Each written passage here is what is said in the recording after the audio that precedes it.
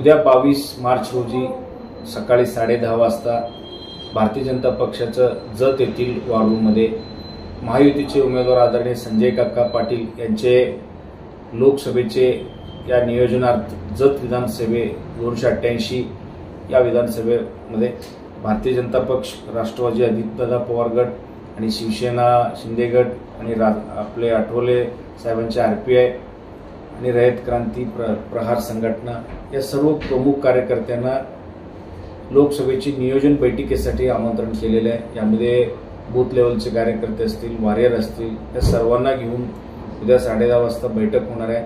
यामध्ये लोकसभेची पुढच्या नियोजनाची सर्व दिशा ठरवण्यात येणार आहे। उद्याच्या लोकसभेची नियोजन बैठकीत उपस्थित सर्वांनीच उपस्थित राहावे अशी माझी विधानसभा प्रमुख म्हणून विनंती आहे।